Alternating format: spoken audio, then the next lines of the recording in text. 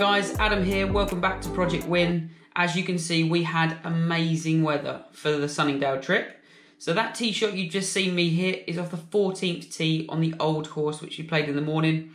We weren't off the first, we're off the 14th. So myself and Matt Wade, who you've seen on the channel before, and Simon's playing with Ben, who you've seen on the channel before as well.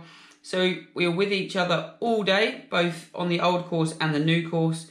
So here's some shots from the old course in the morning, just myself, and you're going to see me good, bad, and ugly. Have a watch.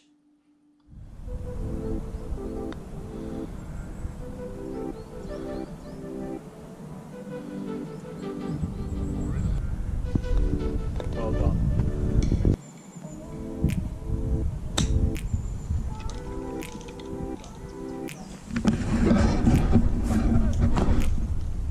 Wowza.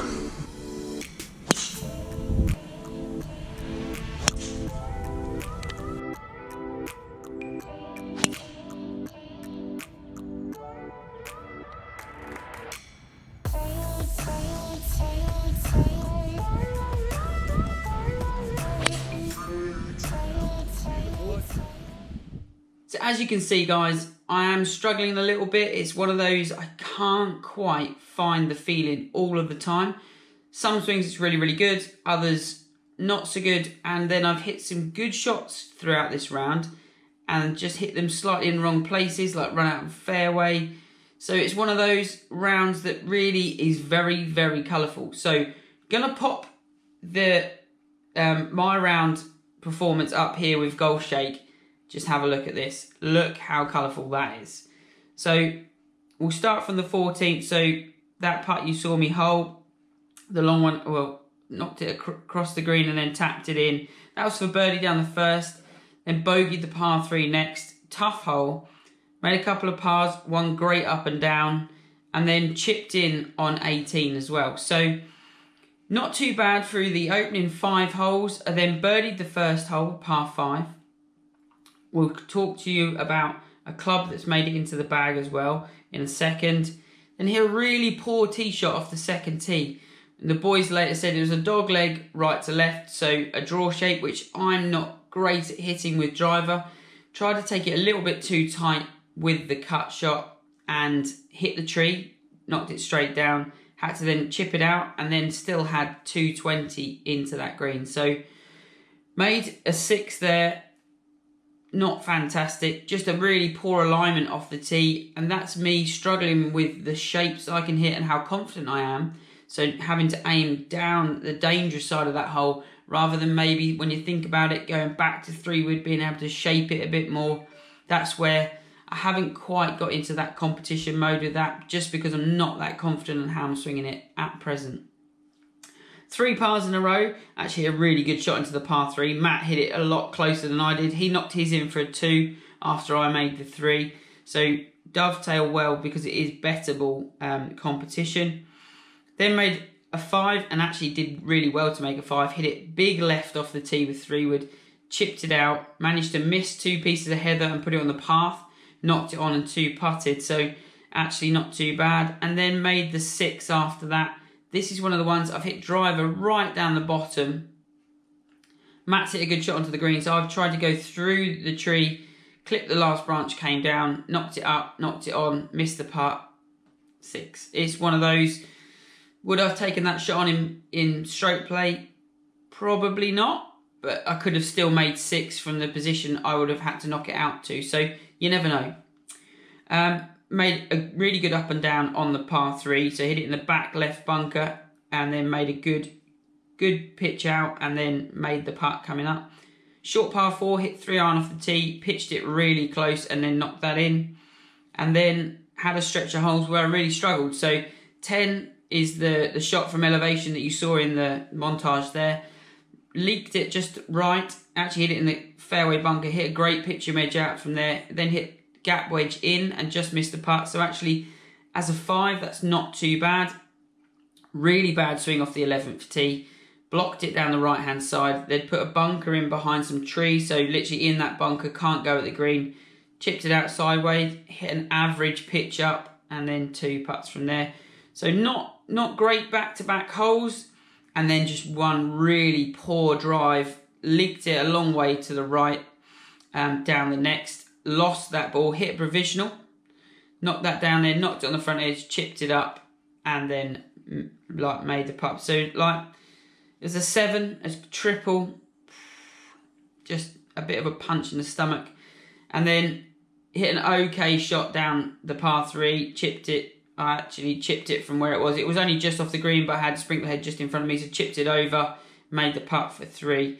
So in all, 77. Yeah, there was a few given putts in there, so like from a couple of feet. So I've only recorded what I've hit, what the boys would have given me. So if Matt was already in the hole, for example, and I'm a foot away, then that was given. So 77, I've hit 57% of fairways in regulation, 27% of greens, 26 putts, and had an up and down percentage of 46. So chipped it nicely, but had to. So really struggled with a feeling in the morning. So in for lunch, 3-course sit-down dinner, jacket on, the whole works. The boys were stuffed. Yeah, so we've gone to go out on the new course in the afternoon. Quick change of clothes. So here's the montage from the afternoon.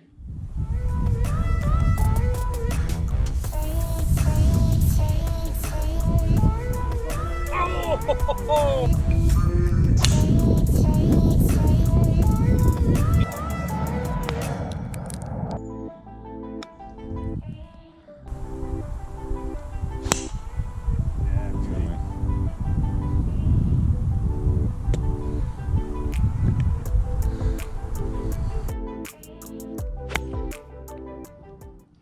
So as you can see, the weather just stayed with us all day. Absolutely superb. I love the new course at Sunningdale. It's arguably my favourite course out of the two, but that's a really tough call because they're both amazing golf courses. So a mixture of them both would be my preference. So 74 round the new, and I played a lot better. Had a real good think about it at lunchtime, sort of sat and really thought about how I was going to get it round, how I was going to help Matt out in the afternoon. That was all that the focus was. It didn't matter what clubs I was going to hit in the afternoon, I just had to help him out. So I call it going into competition, sort of chip it round mode, get it round mode. So most of the time hitting one extra club and then trying to make a 3/4 swing so I know I can control that shot, and then really trying to be nice and deliberate off the tee so I can still take driver, but I am going to get it in the fairway. So that's where I went with it. Made 3 pars to start with, made a bogey on a long par 4. I've hit driver up there, hit a long iron in, just leaked it down the right hand side, chipped it up and missed it, so it is what it is. Then had 4 pars in a row, and then bogeyed one of the par 4s, actually drive it over the blind over the top of a hill. The boys hit, both Matt and Ben hit 2 great tee shots just down the left-hand side. We never found them, so we didn't actually see or know that fairway narrowed in quite as much as it did. So quite a tough hole. Long par 3 made par there. Hit a lovely drive down the next par 4.